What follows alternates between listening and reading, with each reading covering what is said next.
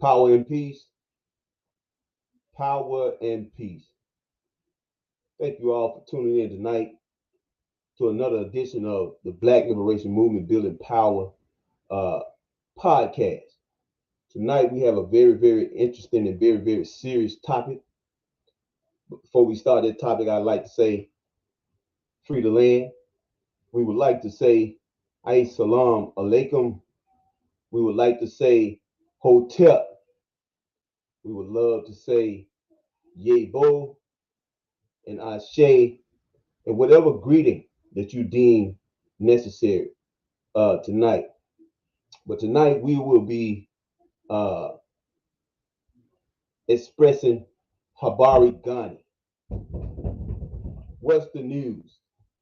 I have a little intruder coming in. Hold on one second. Are you coming in? All right. Come on in. This True Essence joined the broadcast. I can't do nothing about it tonight, so she's going to be on with us tonight. So we have Miss True Essence with us tonight. So she's going to help us with the broadcast. So Habari Ghani, what's the news? So thank you all for tuning in again. We want to go ahead on and bring our Baba Kamal Kareem on with us, and he's going to give us a little bit of libation before we start and giving honor to some special ancestors before we get started, Bob. All right, well, thank you so much. And certainly we reverence the Creator, all of our ancestors who brought us thus far. For those of us who have been in the hills of North America for 400 years, that's our 4,098 grandparents. That's right, I said 4,098 grandparents up to this generation, you individually. A lot of times people, they make the mistake and say that they don't want to be African. But I want you to know tonight that you as an individual have 4,098 grandparents. 4,098 grandparents that brought you up to this stage if your ancestors entered into this country in 400 years of slavery. Well, what if you say, oh, I'm not all African? Well, just cut that number in half, or whatever it is, but don't let the stratifying of being mixed dilute you from the wisdom, knowledge, and the power of the ancestors. And so out of those 4,098, today we want to give homage to Ida B. Wells. Ashe. Also, we want to give homage to Medgar Evers. Ashe. Ashe. We want to give homage to Fred Hampton. Ashe. Ashe. We want to give homage to the Honorable Elijah Muhammad. Ashe. Ashe. The Honorable Marcus Mosiah Garvey. And we want to give homage to Omawali El Malik El Shabazz. We want to give homage Ashe. to him. Ashe. Ashe. And those that we can't even count.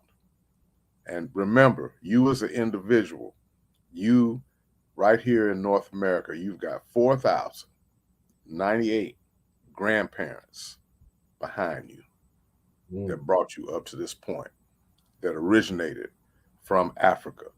And so keep up your essence, your knowledge of yourself, your power, and your peace. Thank you, Baba Kareem, for that. And I wanna glean a very special ancestor in this moment. And I'm glad that you didn't mention him, Baba, because we want to highlight him today for a special reason, because of the topic of our particular conversation tonight. Crisis in Jackson, Mississippi. What are we going to do about it? Crisis in Jackson, Mississippi. What are we going to do? What are we going to do about it? And what we're going to highlight tonight is our brother, Baba, ancestor Chokwe Lumumba. We're going to highlight ancestor Baba, ancestor Chokwe Lumumba. Chokwe Lumumba.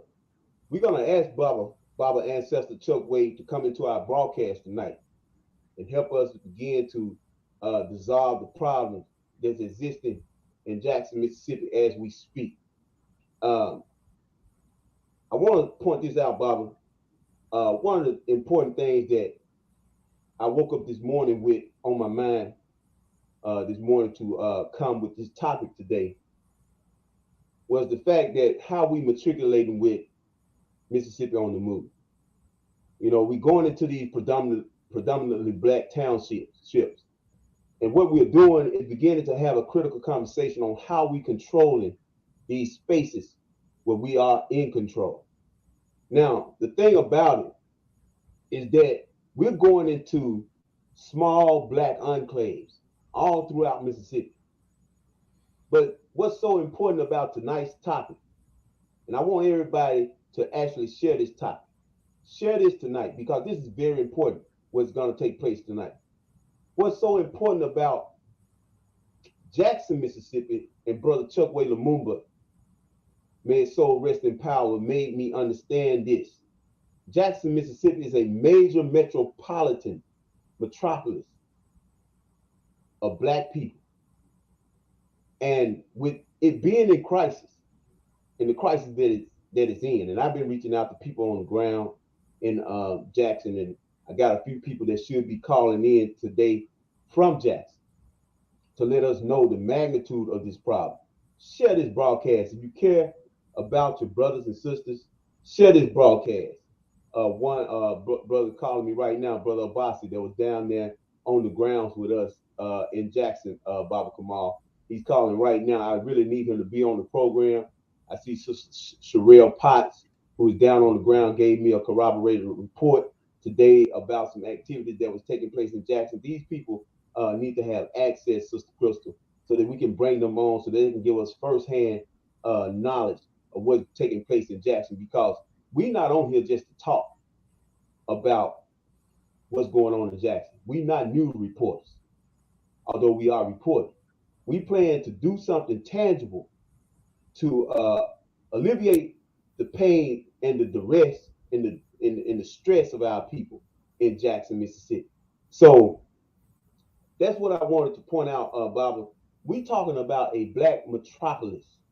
Okay, we talking about a very critical city in the South where black people are in control. And Brother Chuckway Lumumba made us understand that very clearly, you know, before his untimely death. He made us understand that very clearly, and he was well on his way to showing us the reality of us governing a black metropolis like Jackson, Mississippi. So let's begin our discussion, Baba Kamal, on the crisis in Jackson and the magnitude of this crisis before we go to some videos that Sister Crystal has prepared. Yeah. Commander Lumumba and to our listening audience, what we are witnessing with the crisis in Jackson is the crisis in Mississippi. This is a result of violent, racist policies that give our people, black people, no political power. This is a result of us not being able to get the proper allocation to fix infrastructure, of municipalities not having independent taxing authority, and a governor, Tate Reeves, that quite frankly don't give a damn.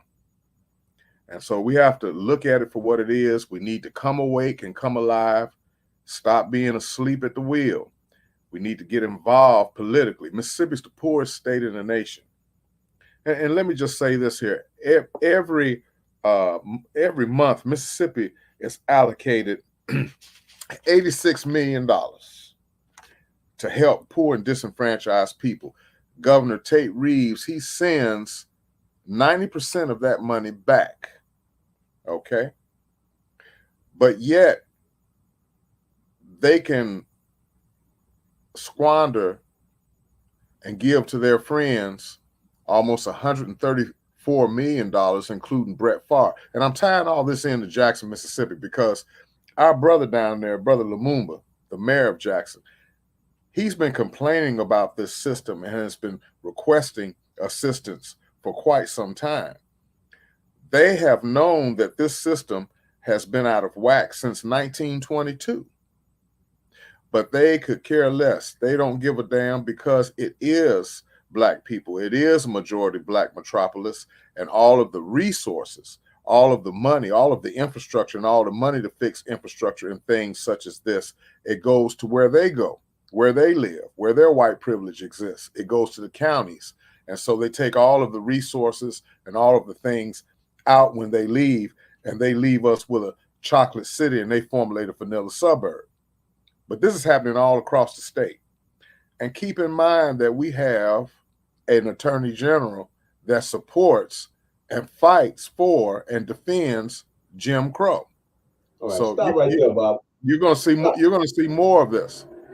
Stop right there. And sometimes I'm sorry, Bob, because I had my mic muted, but I want you to stop right there.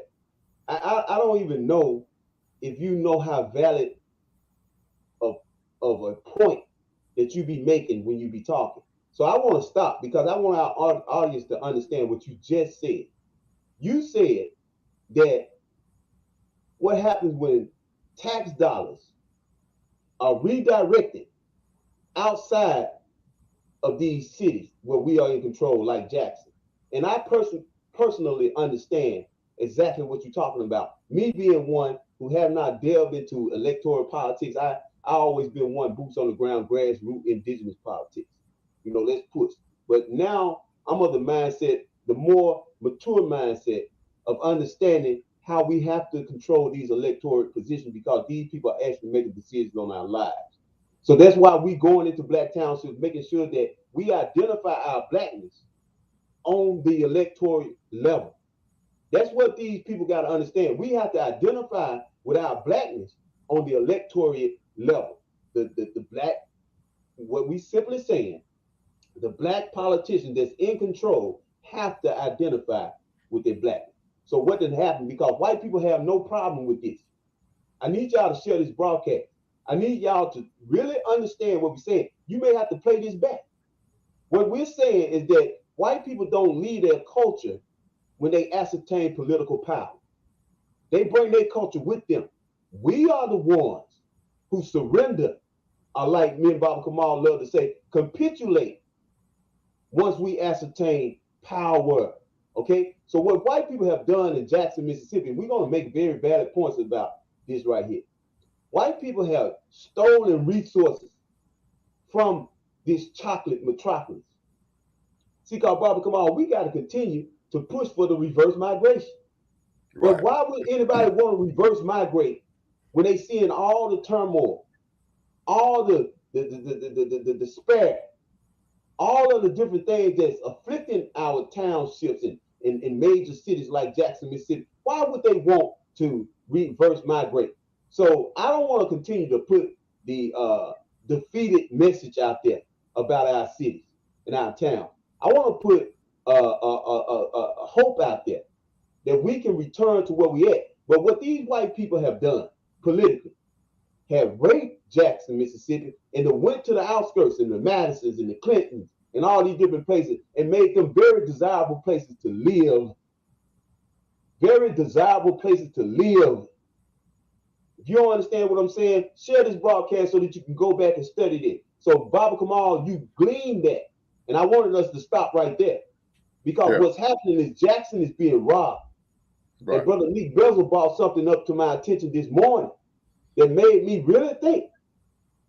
He said, could we be looking at another Katrina episode in a whole situation where Jackson is being broadcast publicly in a position of despair and desperation and scurvying, like don't nobody know what to do, so that black people can be displaced and that it can be regentrified? Can we be looking at that? Is that too far-fetched of an idea? So we're going to talk about that. So Brother Nick Bell is going to come. But speak to that, Bob. Speak to that. Yeah.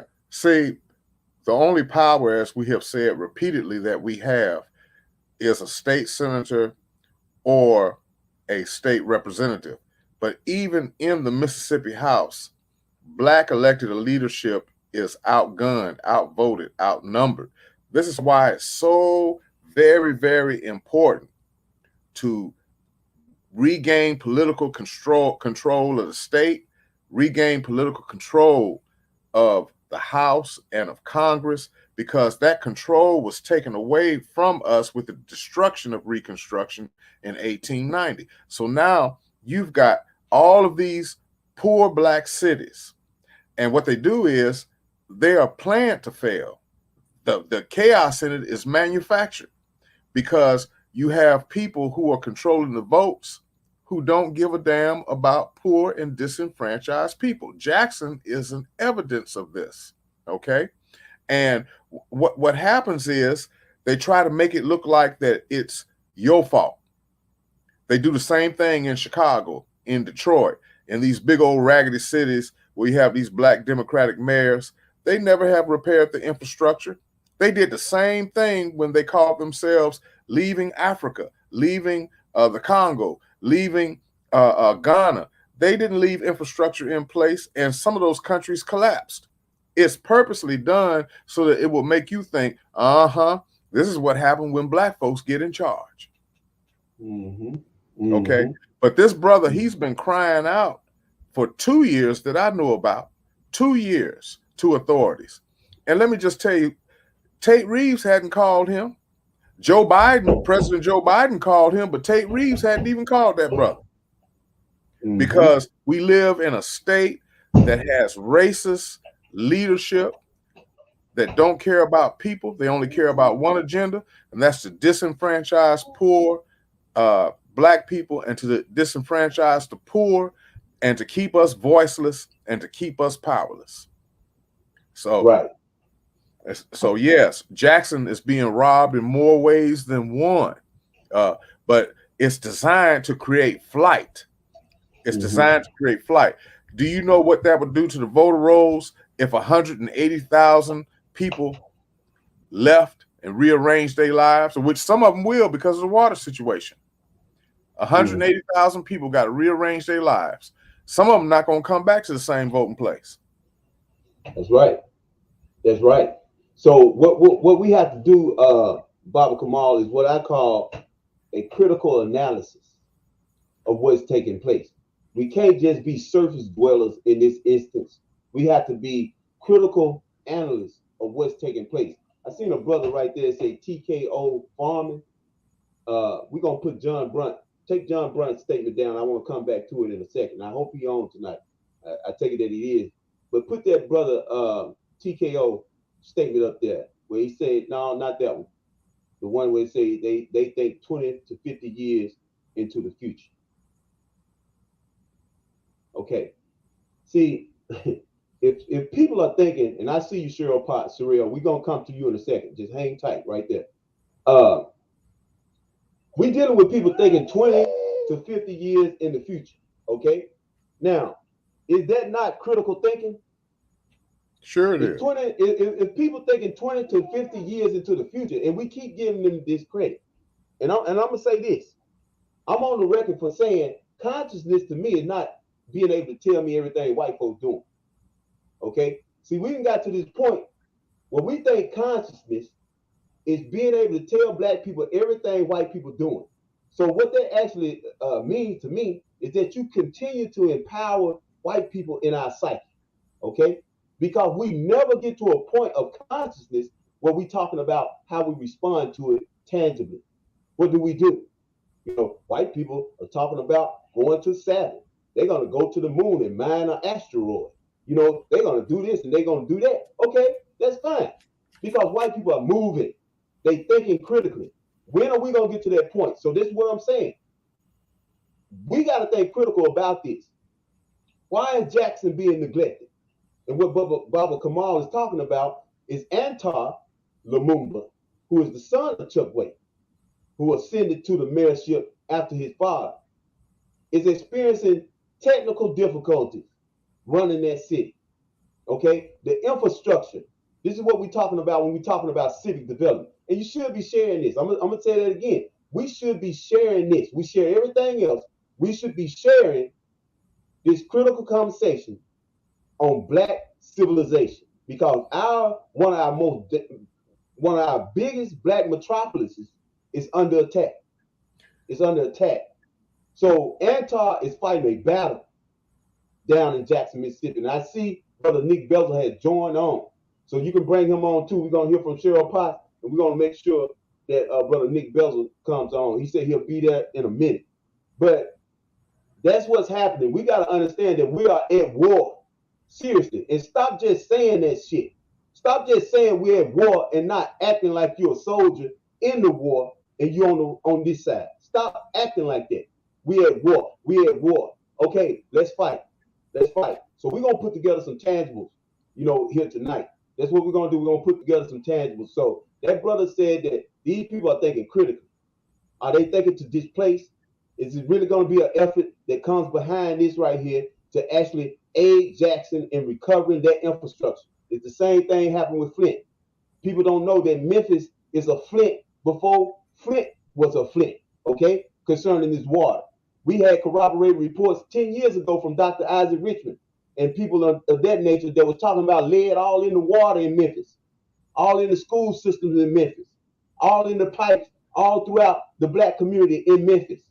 But what happened? White folks move out and they get better watering systems and leave black folks in the cities where the water is messed up. And it's the same thing that's happening everywhere. So the infrastructure is messed up in these black cities, but we can't get no federal funds to come in and help us to replace this.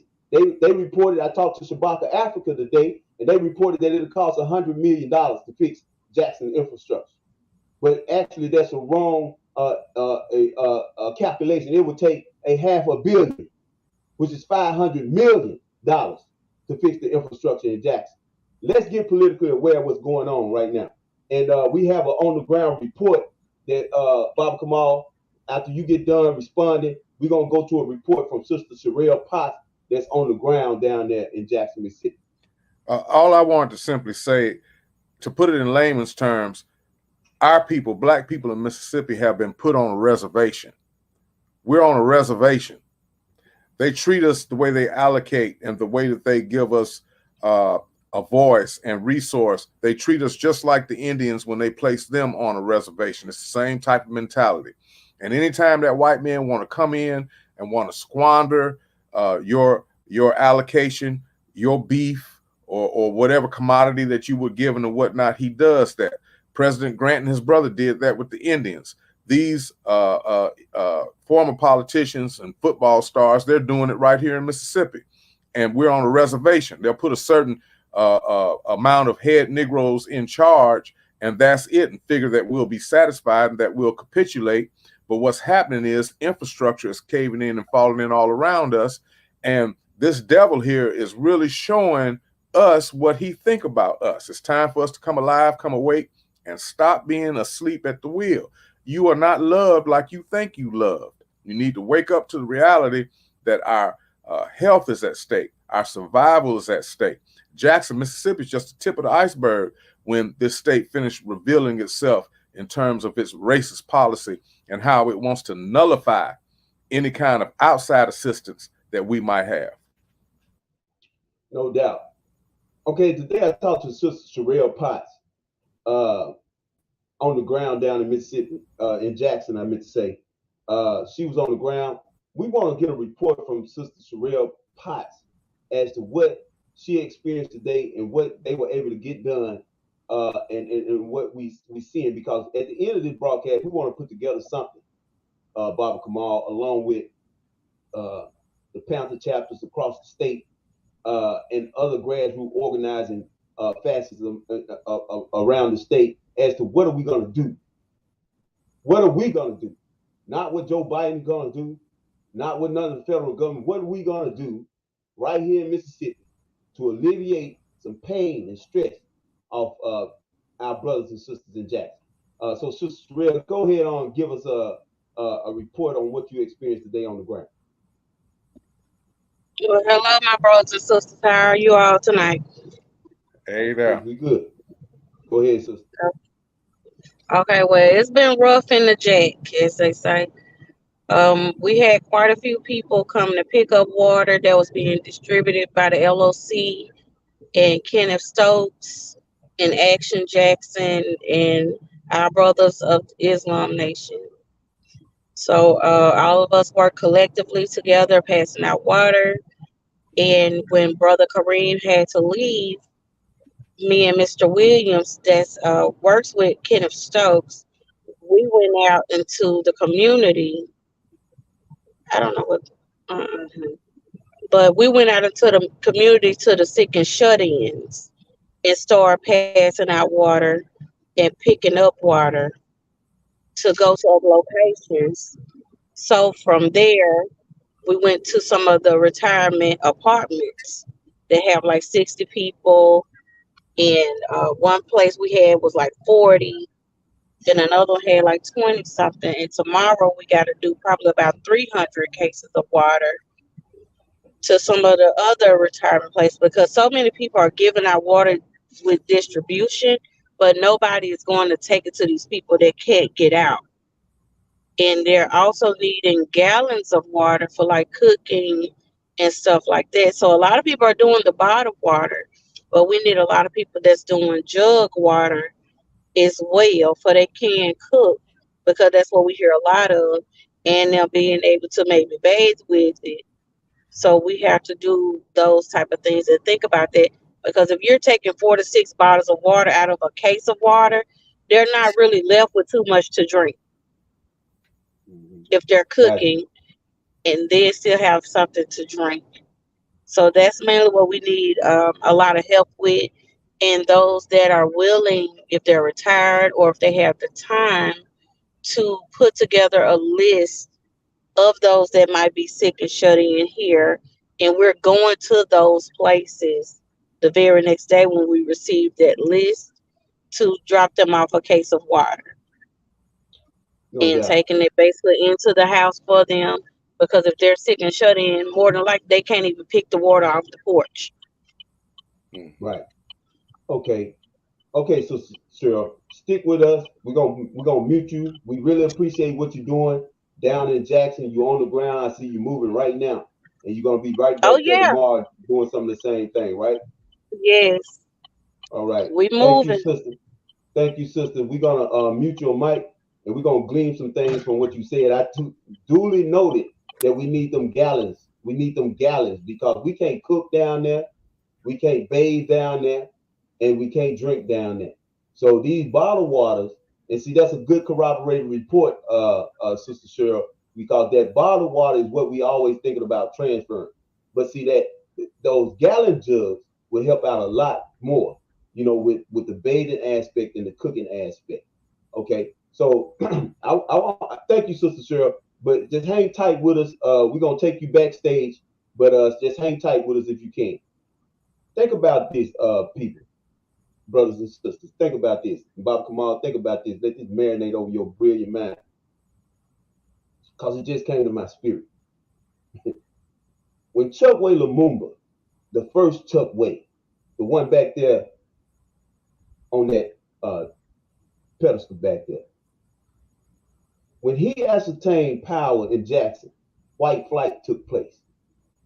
White flight took place when his brother began, his tenure in Jackson.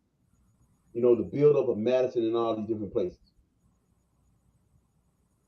Anytime somebody is forced to leave an area, and they happy about that, they're not happy about that. So it seemed like to me, when I'm thinking about all the dynamics, all the components that play into this whole scenario,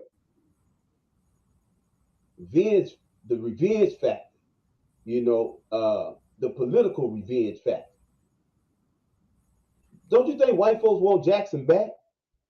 Let's go back even further. Baba Kamal, I think he done froze up on there too. But let's go back even further. I see Brother Nick Belzer joined us. We'll be getting right with him. Let's go back to the conception of Jackson. Do anybody know where the name Jackson, Mississippi come from? Jackson, Mississippi. We don't waste time on it. Andrew Jackson. Andrew Jackson, the president, but before he was a president, he was a general. Andrew Jackson was responsible for the Trail of Tears and marching the Choctaw Nation up out of Mississippi into the West all out into Oklahoma. Jackson, Mississippi is named for Andrew Jackson. Now, we may not care nothing about history, but white people do. White people care how history is wrote and depicted. That's why they ascertain power so that they can be able to dictate and control. Jackson, Mississippi is named after Andrew Jackson. For a man like Chokwe Lumumba to understand the power of black politics and to come into power in Jackson slaps white people right in the face. Okay? So the whole idea, okay, we got Baba Kamal back. So the whole idea of Chokwe coming in with this powerful, pragmatic, nationalism type government for Jackson, Mississippi, slaps white people in their nationalism right in the face. The whole concept of what we talk about, I'm talking about the Black Liberation Movement and controlling black townships and being proud of the South that we are from. And white people understand that. We don't understand that. That's exactly what white people were doing when they began to conceive this nation. It didn't start out with 50 states, it started out with colonies that they continue to build upon and they continue to build white power. So what I'm saying is that Black Jackson, is it too far-fetched for us to think that we could be being side up right now, intentionally neglected with the benign neglect of the federal government? Benign neglect. That means we see black people problems, but we're not politically obligated to do nothing about it. Hope y'all heard me. We see black people problems, but we are not politically obligated to do anything about it. So what happens is that it has to be a black flight, not because you want to. See, the people that left New Orleans didn't leave because they wanted to. They left because they were forced to. We got to think critically. And we got some people on here that think very critically. And we have brother Nick Bezel is on with us today. Our brother indeed. And when we say our brother indeed, we mean indeed. So there you go, brother Nick. There he is. Brother Nick Bezel of the Elder Geronimo Pratt Gun Club. My brother indeed is on with us today. Brother Nick, could you glean some of your ideas and what you're thinking about the crisis in Jackson right now? Peace and power, family. Can you all hear me? Yes, sir. Yes, sir. Yes. I appreciate y'all having me on again. And I'll just jump right into it. I appreciate the audience listening and just having me on, and definitely the elder, my brother Patrick. I'll be seeing y'all soon. So, but I'm gonna jump right into it. I told you this morning as I started doing some research on what was going on in Jackson that I wholeheartedly believe that they're setting Jackson up just like New Orleans. I wholeheartedly believe that. After doing research, and the brothers and sisters of Mississippi, y'all can correct me if I'm wrong, but I believe some of them suburbs, them surrounding areas, have wealthy white people in those surrounding suburbs of Jackson. Well, if you look, there's a trend developing across the nation where white folks who live in the suburbs are migrating back in the cities, where they can have all the festivities, where they can have all the entertainment districts, because that's where they are. They're in the cities themselves. If you just look at, and we talk about it, you look at New Orleans as an example. They pushed all those people out. They fixed those levee systems, and then they renovated them homes, built new homes, knocked the projects down, put condos and townhouses up. You can't afford nothing in New Orleans no more. And all those people were displaced. They went to Georgia, they went to Mississippi, Alabama, Texas, and so those people can't go back home because they can't afford it. So just think, if if Jackson is considered a disaster area, then they have to start busting people out and sending them to other places to live. They'll send them into Memphis. They'll send them, into other parts like Baton Rouge and places like that. They'll send them into Texas. They'll send them into Georgia. They'll send them into the Carolinas. Louisville, Nashville. And what will they'll do? They'll fix that infrastructure in Jackson, and then them white folks move right into the city, and they'll take over. And let me tell you something else. These white folks, they think 100, 200 years into the future. See, they don't have short-term ideas.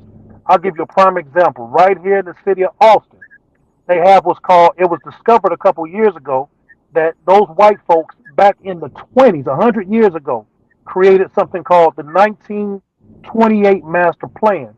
And what they did was they set it up where they said 100 years from now, we're going to basically get rid of all the black people, and Austin is going to be a white mecca.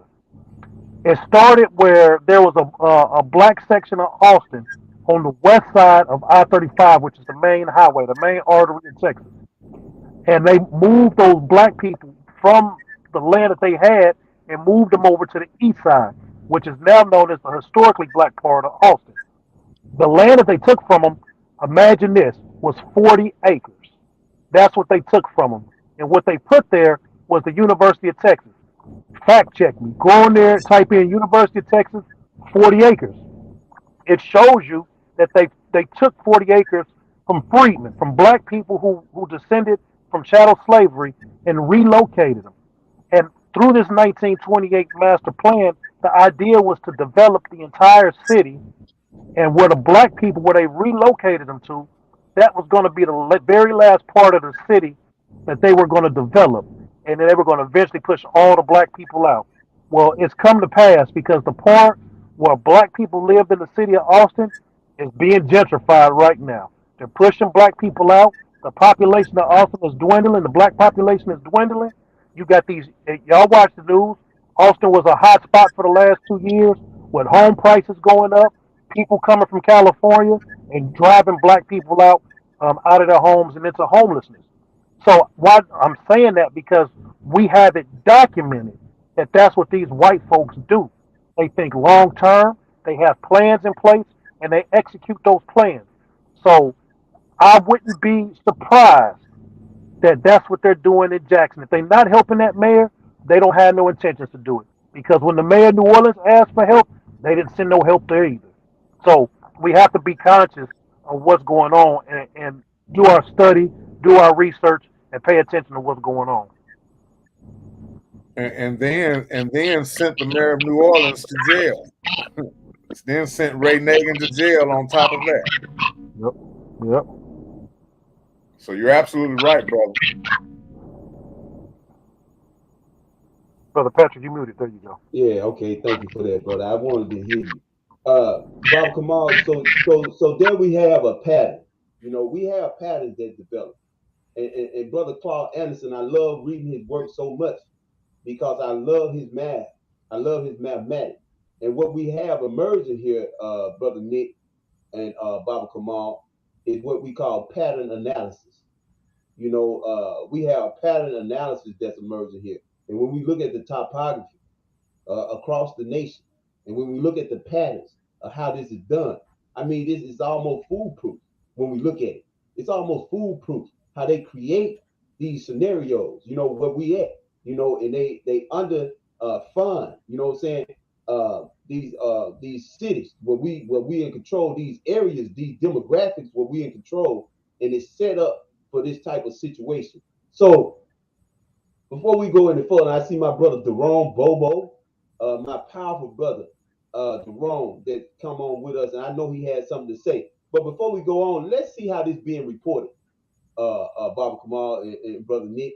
Let's see what the media is saying. We got a piece of video footage from the white media and how it's being projected, and then we do have a clip from Deion Sanders, and I want to glean something about Deion Sanders and what's happening with black college football. At the hem of Deion's emergence as a coach, and he brought his whole charisma, his whole personality to HBCU football. So Jackson State had become the mecca of black college football. Let's not forget that. Let's not forget how powerful that is in this conversation. I'm telling y'all better share this because what y'all hearing could be the first time that you hear something like this being corroborated over the air about what these white people are doing to our they seeing our development, our rise. College football is a major entertainment. Deion Sanders is a strong personality. But if you can destroy the water system where he's at, and I was trying to get Coach Abasi on here because I talked to Coach Abasi last night, and he was on his way to Jackson State to talk to some people down in Jackson. And I asked him to get me a diagram of what we need some water, because we're gonna talk about solutions at the end of this. So let's look at this video, Sister Crystal. If you can get the video up from the white news reporter and how they report this news, and let's see what we can glean from that. And facility failed, and now even the temporary relief efforts are proving unsustainable. The National Guard is in place to hand distribute bottled water to the 180,000 residents, but they temporarily ran out Tuesday. Amid a heat index of 103 degrees, some people waited in a mile-long line for hours, only to be turned away. Therefore, safe drinking water is a top priority, but the low water this is causing far-reaching problems as well. A local hospital said their air conditioning and fire station systems are not properly. City schools have also returned to virtual learning, the water shortage. President Biden approved an emergency declaration Tuesday that helps free up federal assistance to the state's ongoing efforts. The Jackson mayor's office says they're increasing water distribution events around the city as they work to get the treatment facility back online.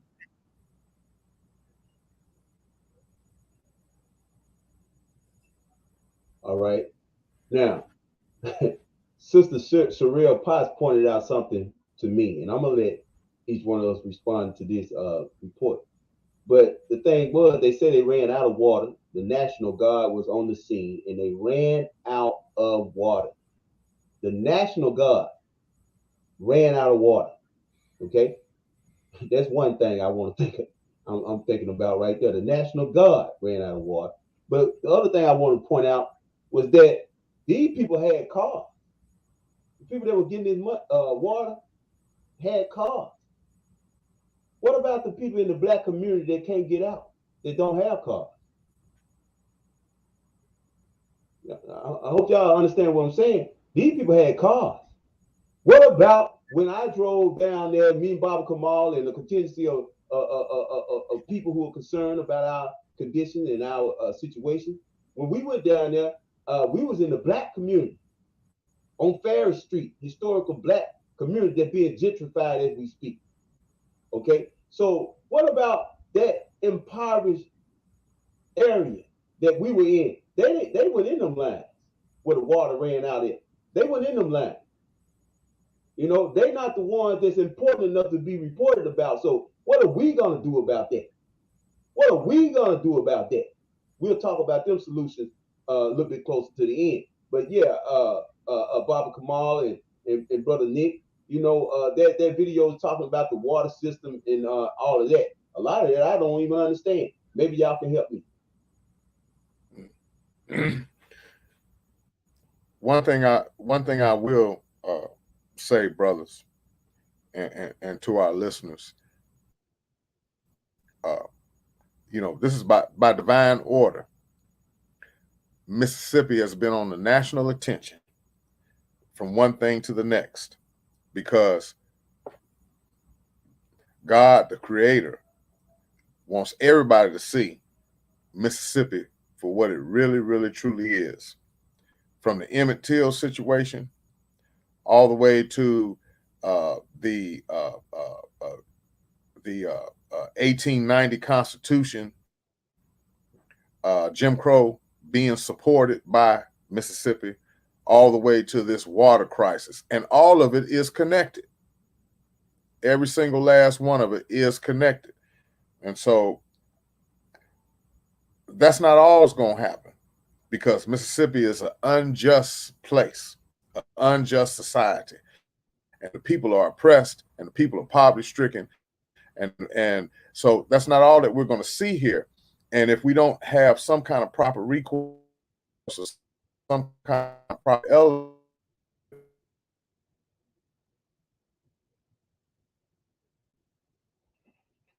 Okay. Seems like Baba Kamal froze up again. He'll get you're back talking with us. about a government. Okay. You're talking about a state government that is the poorest state in the nation, and it turns back millions upon millions of dollars every month that could help people. But we have to get it through our head that this government here Tate Reeves and this Republican establishment and these state legislatures who are in Republican control, they do not want to help black people. They want to help you go to the prison industrial complex. They want to help lock you up, and they want to contribute to your poverty so that that will contribute to your criminality, along with dispersing voters and voting blocks just in case the Supreme Court does knock them down. If they could take out 200,000, and the 200,000 that we'll gain, it won't be a gain. We'll just be replacing what's been lost. So that, you know, that's what I have to say on that, that our people are going to have to wake up. We're going to have to get out of this American individualism, and we're going to have to get out of this belief that white people love us. The white man does not love you, and he's showing you day by day he don't love you. It's time to do something for yourself, and it's time for us to pull together in unity and in harmony. Right. Let me say this, because I always want to add the extra element of intrigue to the conversation. And it may be a form of entertainment to us, but it's business for white people. They said that there's 3 branches of government in the United States. I think they say it's the House, the Senate, and the NFL. Legislative, executive, and judicial. Okay, well, that's the proper. I'm trying to make a point, but the power, whatever it is 3 of them, and the NFL is 1. Okay, the NFL, the National Football League. So the National Football League is composed and comprised of college football players, and I'm trying to show us something. The powerhouse of college football is the SEC. Okay, the SEC, Southern Southeastern Conference. Okay, the powerhouse of that conference is Alabama Crimson Tide. Okay, the coach of Alabama Crimson Tide is Nick Saban. Guess who Nick Saban is at war with? Nick Saban got some powerful friends now.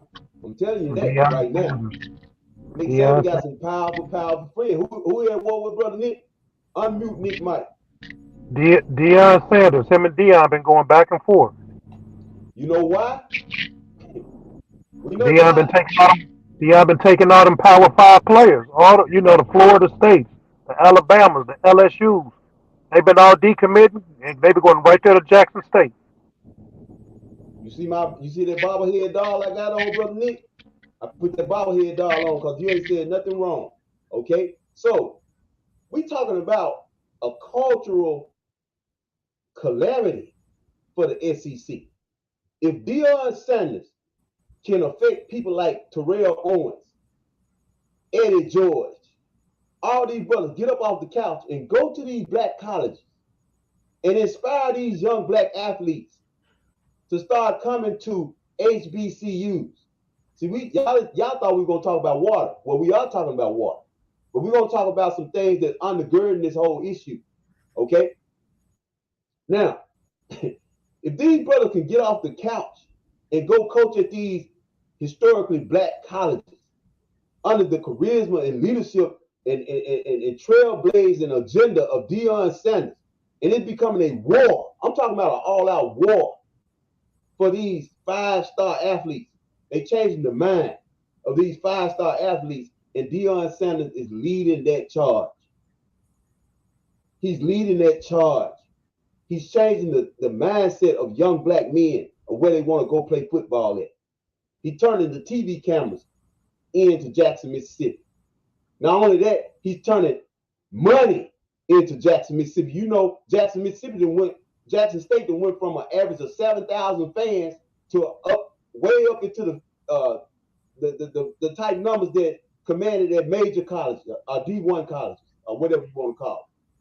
So what does that mean for the money in Jackson, Mississippi? What does that mean for the business ownership in Jackson, Mississippi? What does that mean for the real estate in the city of Jackson, Mississippi, when you changing the culture with a sport as powerful as football?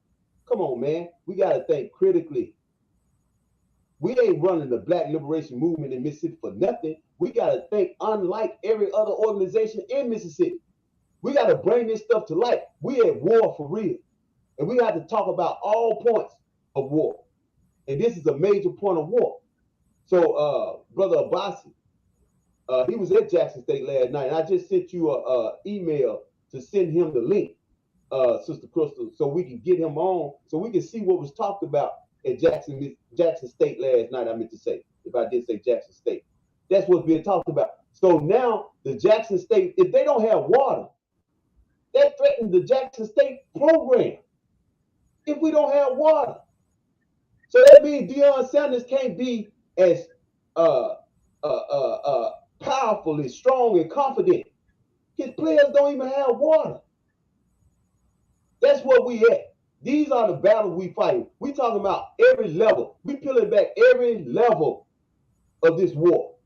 If we true soldiers, if we true generals, we have to peel back every layer of the onion and make sure we understand the war and where these white people who have diametrically opposed black growth, unless it's under their permission. That's what we all about, is making sure that we understand every dynamic that's taking place so that we can correctly respond. So, okay, we got an interview from Deion, Sister Crystal, that we probably need to look at. I haven't seen it, but I'd like to hear it. So I think, Sister Crystal, you got that video for Deion. Here you go. Help in moving his football program around, and the reason why is Jackson, Mississippi, and the water. There's no water. They're saying don't drink the water. They're having a hard and difficult time out there. We hit with a little crisis. The city of Jackson, we don't have water. Water means we don't have air conditioning. We can't use toilets. We don't have water. Therefore, we don't have ice, which pretty much places a burden on the program. So right now, we're operating in crisis mode. I got to get these kids off campus, the ones that live on campus, the one that lives in the city of Jackson, into a hotel and accommodate them so that they shower properly and take care of their just. And that's, of course, Jackson State University in Jackson, Mississippi. So, well, how do we help Jackson? I saw yesterday that they even ran out of bottled water in Jackson, Mississippi, because so many people were trying to get a bottled water in. How does that happen? Mm-hmm. Like, how do you just run out of water in a city? Well, we'll have our producers get some information where, if you want, you can donate and possibly send some shipments of water or some money to people to purchase water. We'll get that before the show's over. Now, Southwest, your favorite. Y'all hear that? See, there we go, right there. Go ahead, Bob. Go ahead. Well, a lot of things come to my mind. A couple of the listeners, they made some good comments. One of the comments that came up is that we're going to have to learn from this so that we won't repeat this no more. We're going to have to learn how to grow our own food, dig our own wells. This is one example of how we have become too dependent upon white people. And then just as soon as their water system go out, we just paralyzed because we depended on them. And so this is a prime example of why we got to go and do for ourselves. Now, what I'm saying may not solve the immediate situation of what's going to go down with the football program or the SEC. I can see major plot development. Nick Saban, he's been the only game in town for a long time. Now he's accusing everybody of cheating. Crybaby. Straight crybaby. Yeah, everybody of cheating.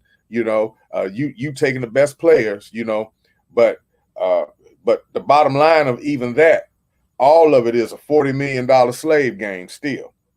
But the bottom line for the survival of our people is to do for self, to work together in unity, to come together in this election cycle. Let's organize on the ground and let's choose leadership that would be mindful of our people, our sociological, biological interests, and who will not capitulate, be Uncle Toms, be Stevens, be Stephanies, only concerned about themselves, get a good steak, a drink, chase after a dress tail. That's all that's been happening all throughout the state of Mississippi. Got to call ace and a spade. We need people that will do critical thinking, as you say, Lumumba, and as you say, my dear brother Nick, that people that will develop critical thinking, do a long-range, long-term pragmatic program, and start educating ourselves to do combined operations to help ourselves.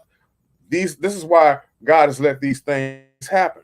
I say it and I say it again. Mississippi's been on the forefront of the whole nation. This is the third time in 60 days. National attention's on Mississippi. And then I can even name some more stories, from the highway patrol beating somebody up, to the police chief down in Lexington talking about he killed folks, to Carolyn Bryant still running around free because of the capitulation of 18 brothers and sisters on a jury, to, as I say again, this 1890 Jim Crow Constitution being supported. And now we got this water crisis in Jackson, Mississippi. All eyes is on Mississippi. It's on Mississippi for a reason. Is Mississippi a foreign country, or is Mississippi in America? You know, so much shit happens in Mississippi, it seems like it's a third world nation. No doubt, Bob. So, Brother Nick, I want to hear from you, brother. And we're gonna press on after we hear from you, because I want to glean another point. I'm seeing some very interesting comments that we need to get at. And I see Brother Coach Abasi too.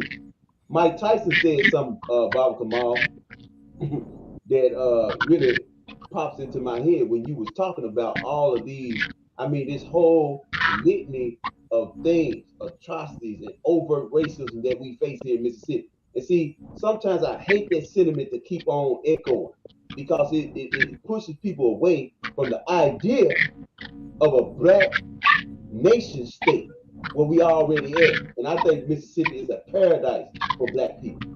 But you're right in what you're saying. But Mike Tyson said everybody got a plan until you hit them in their mouth. Okay? Everybody has a plan until you hit them in their. So we calling on every organized facet in Mississippi to figure out what it is that we're going to do as a response to what's happening to our metropolis here in Jackson, Mississippi, which is Jackson. So before we hear from Brother Abasi, Brother Nick, let's hear from you right here. Yes, sir, Brother Patrick. I'm gonna say this, and then I'm gonna have to go. And again, I appreciate y'all having me on. Family, I appreciate y'all and all the listeners. But before I go, I want to leave something with everybody else listening, particularly in Mississippi. And I told you all months ago, I'm going to stay active in Mississippi. I made a promise to you, brothers and sisters, that that's where I'm going to be at. I'm going to continue to work with you all. I'm going to continue to be there. And I mean that. As you know, I'm getting ready to come back to Mississippi. But what we have to do as black people, I know a lot of our people don't like to vote, and understandably so. But what we have to do, and Brother Patrick, you and I have talked about this before. We have to groom the politicians, the ones who are on code. We have to groom them, and then we have to go out here and get our people to vote for them to put them in place. Because if we don't, we're going to continue to lose. And it's not just Mississippi. And I say this all the time. I think when it comes to black liberation, the nation goes how Mississippi goes. And so we have to make it the model of how we can do throughout the nation. I mean, like we've said earlier, the mayor's not getting any help. That's because those white people are in place.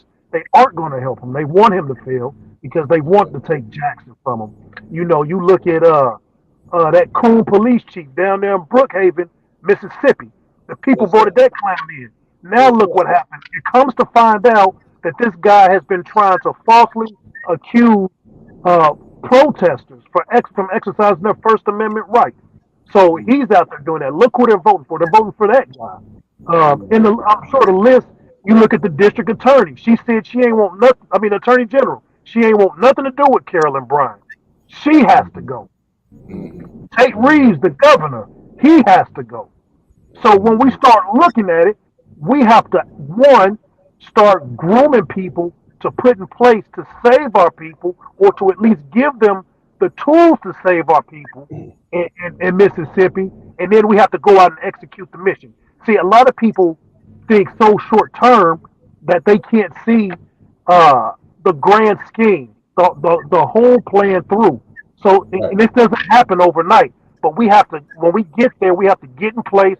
We have to groom people. We have to interview people. We have to get people who are on code.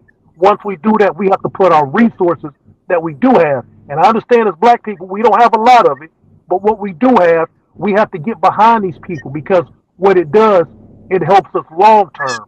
And then that allows us to go on and do grand things within the state of Mississippi and then to go on throughout the country. So I just wanted to leave that with people. I understand we can't give our vote away for free, but what we have to do is we have to find people who are on code, who are worthy of our vote, and make sure we get them in the power so they can turn around and help the black community advance. And you know, we see the white folks; they do it all the time. No matter what their beefs are, when it's time for them to come together, they do it. And that's the same thing we have to do as black people. We have to come together. Without a doubt. Without a doubt. Brother Nick, we want to thank you for coming and giving us your take. And we always take it seriously, brother, what you have to say. And we know that you're a part of this family here in Mississippi. You got a heart for Mississippi. And that's true. And indeed, you have that heart. So we want to thank you for coming on and bringing that insight to us tonight, brother. We'll be talking back with you because I want to talk about some of the things that we plan to actually do about this situation. You know, I told you that we had some rigs tractor trailers, and we talking about loading up some 53-foot trailers and get some water down there in the places where we want them to go. You know, so that's what we about to get ready to do on these calls after we done. So thank you for coming on, brother, and we'll be talking. All right, absolutely. I appreciate y'all having me on. Peace and power. Yes, sir. Yes, Yes, sir. sir. Power and peace. And so now we got Brother Bossy, Sister Crystal. Can we get Brother Bossy up? All right, all right, all right. There go Brother Bossy, my dear friend, social worker in the Jackson community, that's working diligently in Jackson. He helped us around Jackson for the press conference. This brother really has impressed upon me a powerful, powerful, powerful impression. And I come to care truly, dearly for this brother, and I think he cares dearly for our people. He's out there on the forefront trying to save our children, man. I mean, seriously, trying to save our children. And I think that's a very commendable thing. So thank you, Brother Abbasi, for coming on. We want to talk about, you know, your trip to Jackson State last night. Okay. Basically, thank y'all for having me on here. My name is Coach Abasi Adeli. I represent several organizations. In particular, I'm the program coordinator for the local organizing committee of Jackson here in Jackson, Mississippi. And as that role, we've been really boots on the ground with working with the water crisis in Jackson. Actually, most people don't understand this crisis is worse than what it appears to be on the media. And I'm on boots on the ground today. We actually distribute maybe about 200 um, containers of water, cases of water today. The local organizing committee of Greenville, they came down with a load of water, and we was able to help the elderly who cannot come to the lines. Because I was just driving down Prentice Street the other day, brothers, and man, I was just shocked. It was like, if you know anything about Jackson, where Provine High School's at, right? Around the corner, you got Hardy Middle School, right? From Hardy Middle School all the way to where the radio station is at on the corner of Robinson and Ellis. That's how long the line was. That was ridiculous. And then on top of that, you're talking about when the people actually get their water, they only getting one case of water per car. So the rations are very, very short, and the people are very, very frustrated in Jackson. I also attended a town hall meeting last night with Councilman Kenny Stokes, and we was actually talking about some prescriptive solutions of how we can help channel the distribution, because really the infrastructure and the logistics of how this water is being managed is all messed up. And so that's why it's important that when the LOC had a disaster preparedness training that we did months ago, the city never adapted it. They never adapted or adopted it. And it was very frustrating to me because in Greenville, they actually adopted it and they make sure that this process is going on. So now the need for the disaster is here, but the expertise It's not there. So you have all these agencies not coordinate amongst each other. And so that's one of the things that happened today. So what we was able to do, we was able to get out and drop the water off to the people that need the water. And so in several neighborhoods in Jackson, you have the elderly population, especially in the Georgetown area, Shady Oaks, Verdant Addition. Those are the areas where most of our professionals have they left. They gone. They was there back in the days, but then everybody they get better jobs, right? They get better opportunities and they leave. But when they leave, they never come back. The children never come back. So you have a desolate opening neighborhoods who don't have professionals in it anymore. And so basically that's where we at, and that's where we need to make sure that we are fighting for those people who can't fight for themselves. And so I was able to get with some different groups of people that actually service the elderly. And what we was able to do, go in the apartment complexes, and we went there. We was appalled, man. These folks was not they're in these apartments. They haven't flushed their toilets in days, in days, Doc. So you knew coming down the hallway was such a stench. And so I called a couple of the brothers, man. Listen, y'all go to the store, get some Lysol, man. Get some disinfectant to come in here and help these elders clean their rooms, their apartments up. And so a lot of understand that as you get older, most times you get very conservative.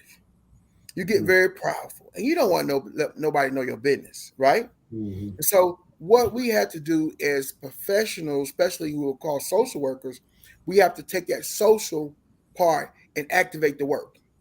And so that's what my challenge is, me being the president of the Jackson Association of Black Social Workers, challenging all of my colleagues to say, listen, let's come out of the desk and let's get into the streets and help those folks that needs that help.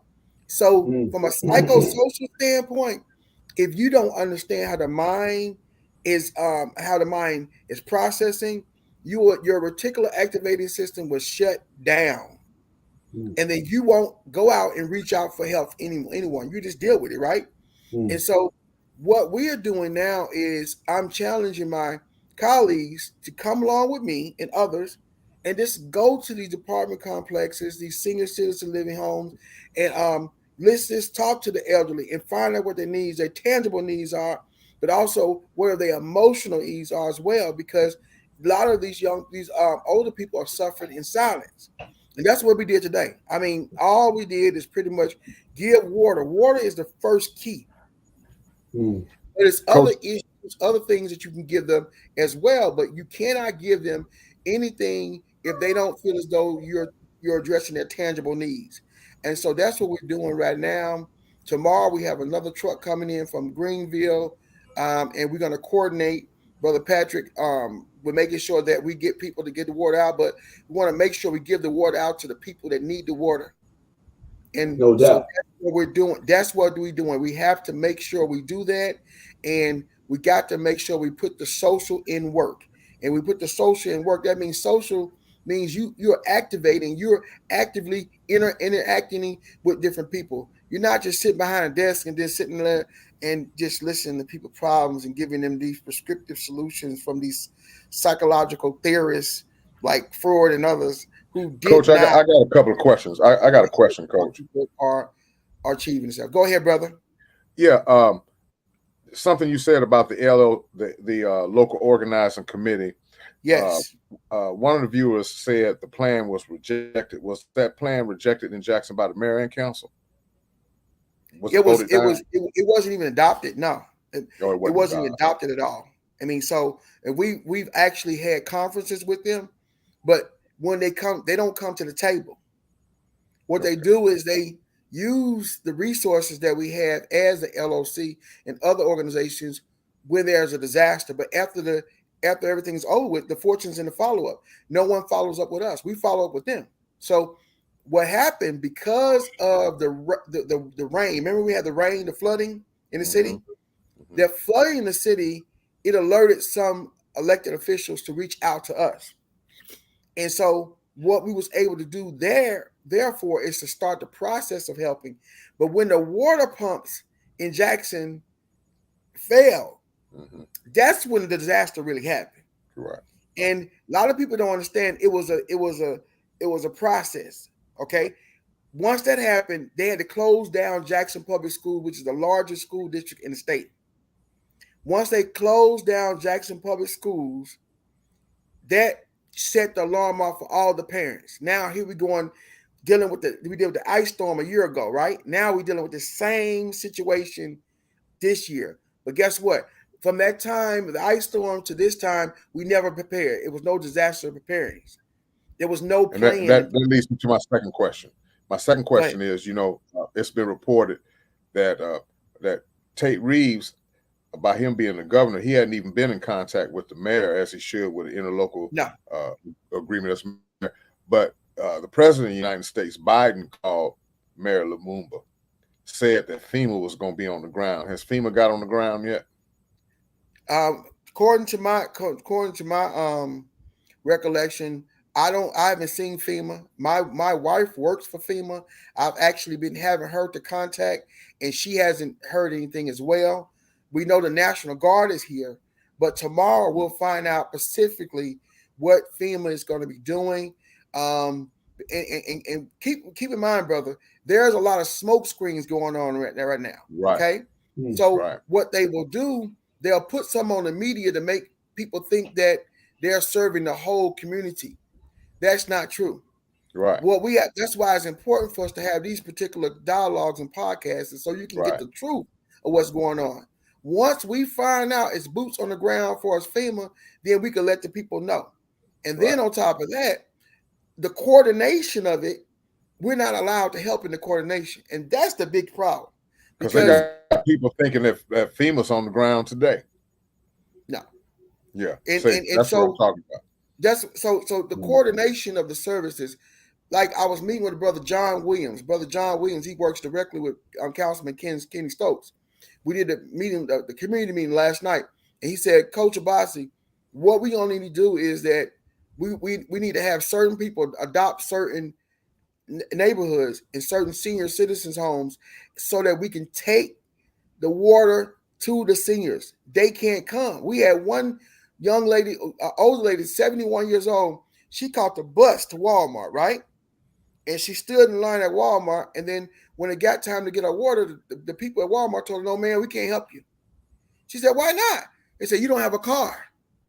She said, I got a buggy here. Ma'am, you don't have a car. Those are the rules. People our color. And so so automatically, Brother Williams was there. Brother Williams said, listen, don't worry about it. Because he called Brother Williams from our city councilman office. He came himself with his truck, got the water. And he said to the brothers and all of them, y'all shouldn't treat our elder like this here, man. They're consciously, it's so much mental side in the minds of our people. So that mental side, that mental suicide, it does not let them look at and see them as they elders. They don't see them as their elder. They see them as a competition. Well, I'm gonna get the water. No, you get back and let the elders go first. So there's a lot of things that we're gonna have to do as far as addressing the issues and making sure that these situations do not happen, especially in particular to our elders. Now, when we're talking about MEMA's on the ground. MEMA's on the ground. Because my wife, by her working for FEMA, she's in contact with the people of MEMA. They're on the ground. The only issue with MEMA is their strategies are not working for the best interest of our people. Keep in mind, the area code 39201. That's the area code in Jackson. What zip code? That zip code 39201, they're gonna get service before anybody. Okay, that's out there in North Jackson where you have a lot of gated communities and things of that nature, right? But the area code 39203, that's the area code that need to be serviced more so than anybody, because these elderlies don't have access to transportation. If they do have access to transportation, they's limited because they don't have the gas money to get back and forth. And on top of that, you talk about the buses. The buses not running to where it's efficiently to where the elders can actually get on the buses. Then on top of that, during the daytime, their children are working. So what we have to come up with a strategic plan where we can get the buses, even the school buses, because think about the school buses not running right now because all the children where? All the children at home. They're doing virtual. So what we were saying, let's think about something very simple, okay? Let's just load up some of the school buses, let's load up some of the city vehicles, and we go take the water to the elders. But then when we do it, we can't do it for one time. We got to actually adopt these senior buildings and senior homes, and we got to do it on a continuous basis. Then once we get into the household, we can find out whether the other needs. We have to do a needs assessment. Okay, so as a therapist, I always do what they call a psychosocial or biopsychosocial assessment on the person. So when I'm talking about bio, I'm looking at the biological factors in this person's life, then the psychological factors in this life, then the social aspects of how this person is reacting to all the stressors in their life. So when I do a biopsychosocial assessment, I am looking at the whole person, not just one aspect of the person. And so in this crisis, we have not examined the whole person. We haven't examined all the other factors that's affecting the families in Jackson. You got over 180,000 people without water. That's a lot. These people can't even flush their toilets. So what we have to do is that we have to look at what we can do to take the water to them. All these spots where people can come get the water, that's effective, but it's not an effective strategy. Mm-hmm. So we have to streamline it, and we have to do that tomorrow. We have to do that because if we don't do that, what's going to happen is that people that's supposed to get the water are not going to get the water. Now, another thing I want to bring out, as me being the president of the Jackson Association of Black Social Workers, I've been talking to our national president, right? And the national president, they're getting together to donate money so we can get some more water for people for next week, right? So what we've been doing, we've been going around to the food banks, which actually in the past, they was able to give us money for water and all that kind of stuff, right? Now, the food banks, which has a lot of water in storages, they are empty now. So this is what happens. Let me tell you how this works. Because they 501c3, and because they are connected to the government, when the money comes from in, when the water comes in, and the big trucks of water comes in, their central distribution spot will be to them. The food bank, Mississippi Food Bank. All that's going to one spot. Then other organizations like ourselves will come in and get the water, the donated water, and then we can take it out to the different people. However, the logistics is all messed up because all of the organizations who are 501c3 and all the organizations in that zip code 39201, they're going to be first pick. That's the way it goes. Then what we do, we get the scraps later. So that's what I'm saying. When we talk about boots on the ground, we have to look at all the aspects of what's going on in this crisis. And when you talk about racism, white supremacy, it shows its face, but it's not a subtle way of it shows its face. It shows its face directly to let you know, listen, you are backseat. You got to follow our rules of how we're going to get this thing done. And then every time is always somebody left out. Go ahead, brother. Let me glean this, okay? First of all, if you're listening to this and you haven't shared it, I hope I find out who you are because I'm going to delete you, period, okay? This is what we're talking about being serious about our condition. I mean, seriously, we should be sharing this broadcast so that we can help people, help our people here in Mississippi and Jackson particularly. But this is what I want to say to you, Brother Boss. Yes, sir. I got this thing, brother, and you may have heard me say it. I hate black professionals, man. And I'm going to tell you why I hate black professionals. Okay, because you're not a black professional. You can step outside of your professionalism and become a black expert because you're a black expert to me. You're a black specialist. What that means, you have taken your skill set and you have fine-honed it into how you help your people. Okay, black professionals don't do that. They just uphold policy. Okay, that's basically mandated to them by non-black people. So in this hour, we need people like you, brother. We Well, need people like you because the policy is not working. Okay, we need experts, black experts like you to guide us. That's why my spirit led me to call you last night and said, diagram me something, brother, because I'm gonna take the component that I have personally and every Panther organization leader in Mississippi.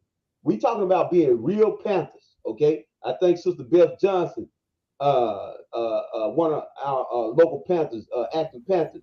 See, we talking about being real Panthers. I said, put all the distractions away. That shit don't even count right now. We talking about what we gonna do to validate that we are Panthers. You know, the essence of Huey P. Newton and what it was that they were doing, then feeding the people. You know what I'm saying? Taking care of the people. In this moment, we follow the lead of people like this man right here, you know, to orchestrate us into the particulars of what it is that we need to be doing. Thank you, Brother Abbas, for stepping outside of what we call professionalism and being a black expert that uses your skill set to fine tune into the mind of our people and figure out what it is we need to be doing in this war. Okay? Yes. You're a general, brother, and I thank you for being that. Thank you. Well, also, this war got to be fought on all different fronts. That's and right. So that's why we have to strategically understand that we got to make relationships with certain people to get to where we want to go. But first and foremost, we got to make relationships with ourselves. I always say, what is our reality? Reality means recognizing every attitude, limitation, and irritation towards yourself, first and foremost. That's important. And so that's what we're doing with, I talk about John Williams. Now, John Williams is a young man who works with Kenny Stokes, Councilman Kenny Stokes in Ward 3 in Jackson. So I want to make that clear.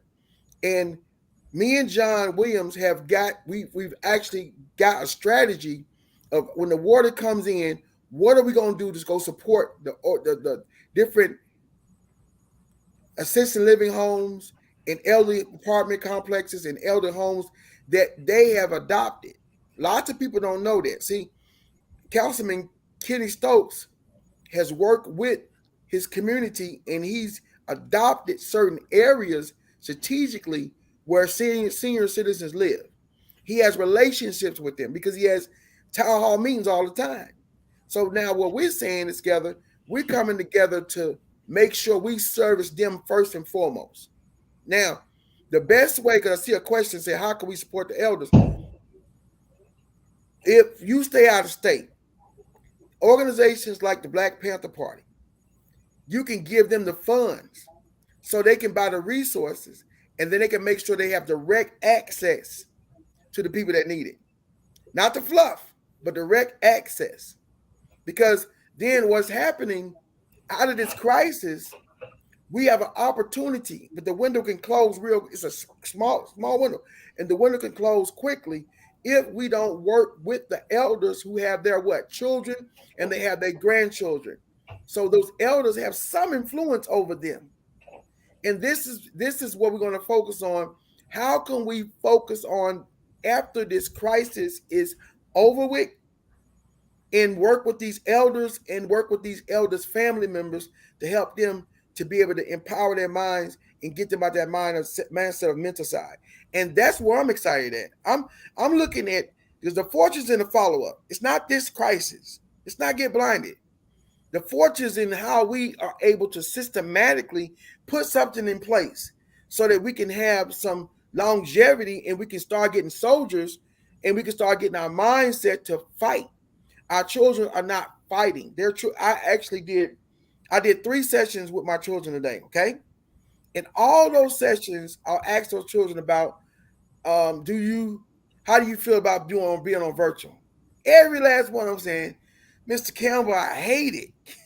Why? Because they feel like, we back in the COVID again, and we isolated. So it was a psychological thing that's going on with them. They just messed up, right? So now I said to them, I said, listen, what is some options? What do y'all want to see different? So one of the young people said to me today, said, Mr. Campbell, why can't we just go outside and do school today or for the week? And I said, well, that's not a good idea. And that's where I said, we need to have opportunity to listen to their voice, because lots of times when we talking to people that our own age in our own age groups, they don't have no solutions. All they do is have complaints. They All they right. complain. Now the young people, they have solutions, but they got to be guided, and you cannot guide them if you don't hear them. If they don't have their voice and their choice, you won't hear them. So that's what we have to do. We have to make sure we are able to hear them, but first we got to hear ourselves. I'm gonna go back to what I said before. Reality. What's the reality of the situation? We haven't recognized that we are all messed up. All of us have this sense of mental side. All of us have some sense of craziness.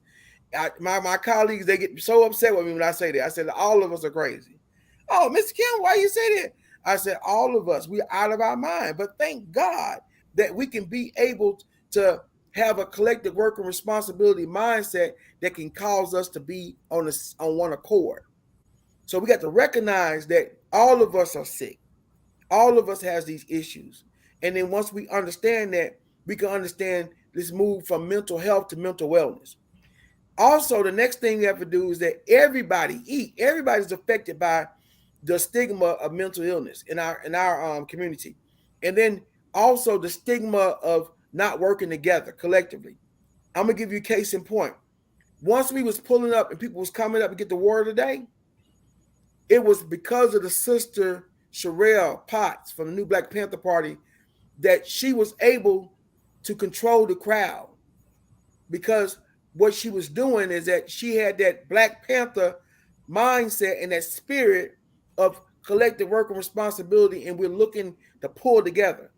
A lot of people don't understand this here. When you take your fence and you just do like this here, you can't do nothing. You're not effective. But when you put that mighty blow together and that black power, that's when you're effective. She was able to galvanize all the different people that's there and get them on one accord. That's what we missing, brother. We missing that one accordness. And that's where everybody's affected, everybody pulling their resources together. Hey, it's your attitude. Your attitude has to be an attitude of elevating everybody around you, but first and foremost, elevating that person you see that's on the ground and you pulling them up. Go ahead, Brother Patrick. No, I want you to go ahead on and finish that, because I see that you're doing the whole reality. So go ahead on and finish that thought, and then I want Okay. to interject something because we're running out of time. And we can, Okay, I'm gonna do it. I'm go gonna ahead. finish it up. So, is your attitude. How your attitude about this? How your attitude about those people you're servicing, and how your attitude about those people who actually are receiving the service that you're giving them. Then you got to understand the L limitations. What limitations do we have? We have limitations in our mindset. We have limitations in our resource. But at the same time, when you recognize limitations, you don't be looking at staying in the mindset of limiting yourself, because you can say, I can elevate now because I'm not limited by what I have and what I don't have. Irritations. A lot of us are irritable. But when we don't understand what irritates us, what triggers us, then we can't really help nobody, because every person we see, we don't see that person as a reflection of ourselves. We don't see that person as a mirror reflection of ourselves.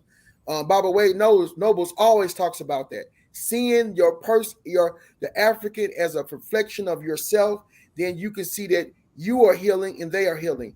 You can't hate yourself if you see that person. If you don't know yourself, you hate yourself. Everything that looks like you and act like you hate them as well.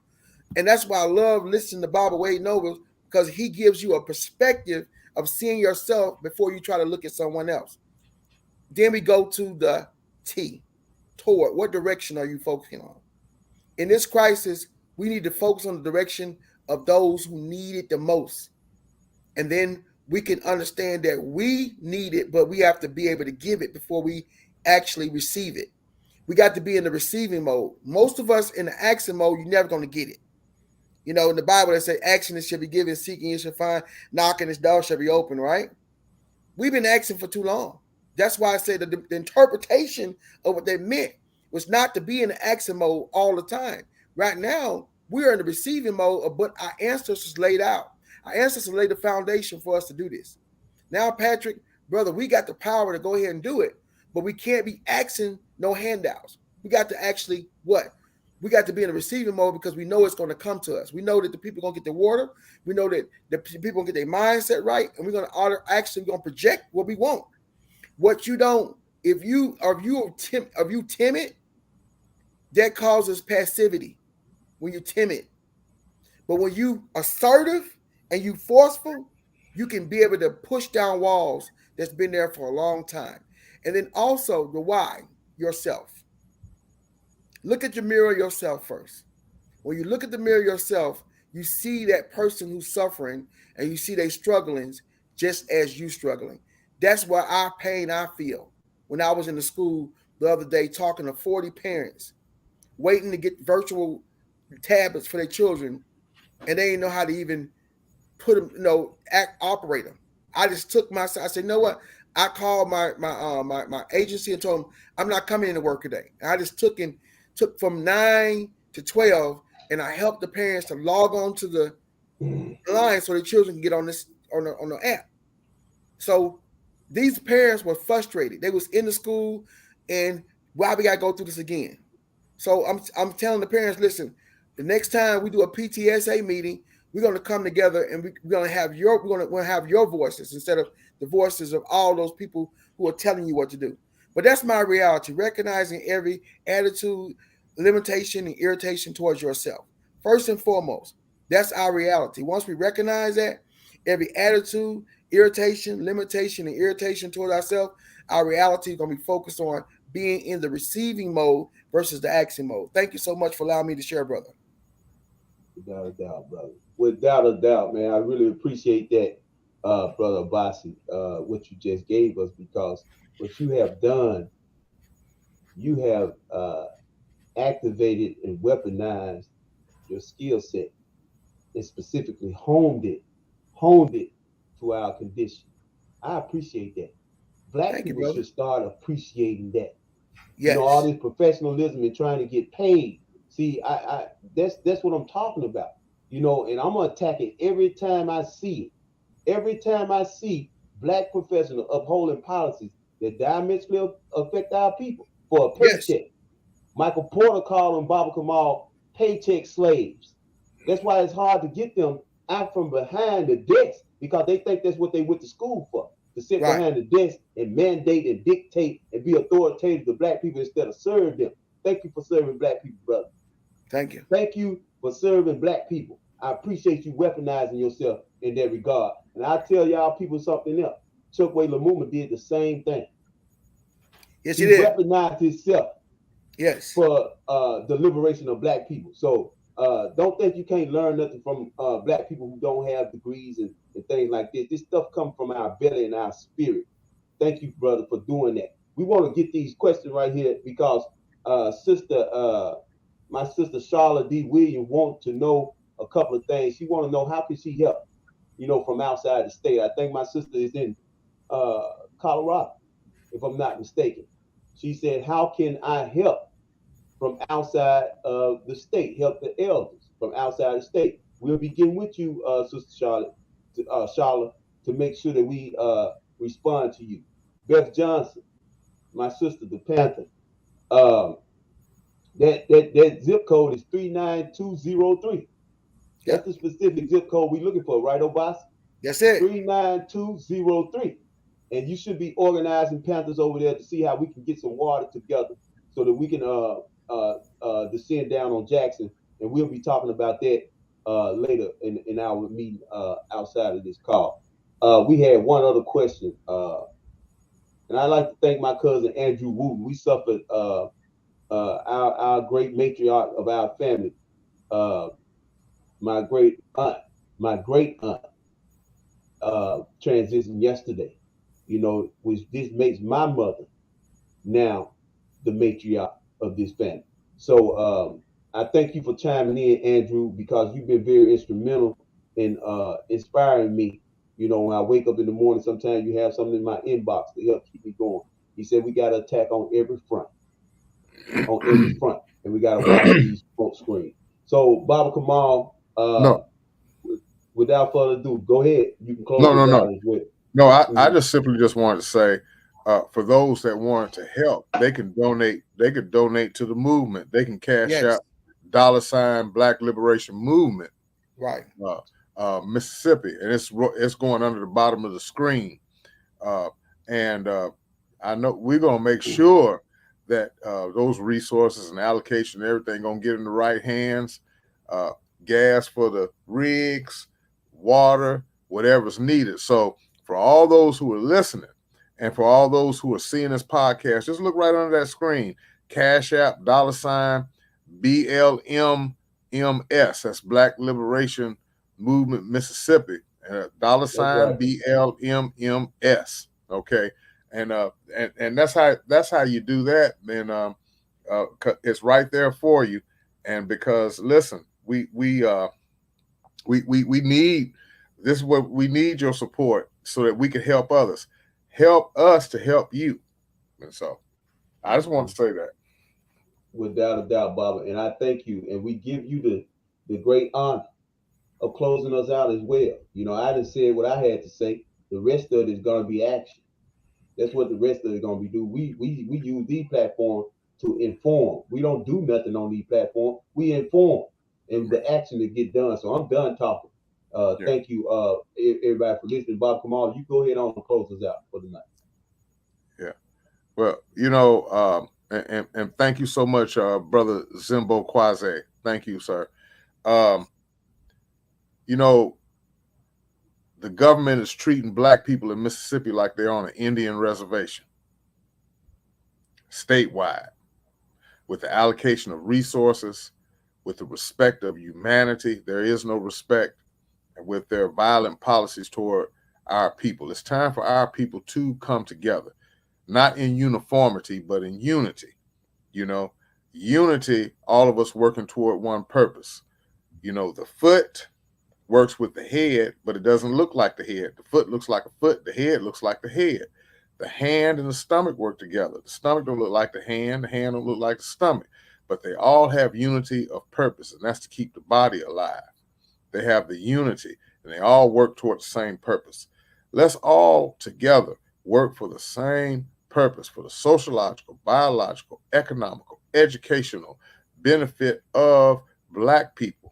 Let's liberate ourselves by doing something for ourselves. And Yes. please support all of these brothers on the ground, these sisters on the ground, this brother coach here, Sister Potts. Sister Potts travels a long way just to be a freedom Yes. fighter. Yeah, and many, many more. But support them. And don't forget, donate to the movement. Cash App $ BLMMS. Cash App $ BLMMS. Thank you all. Thank you all for tuning in tonight. We'll be here same time, same place next week, Thursday night, 7 o'clock. Until then, peace, hotel, and Black Power.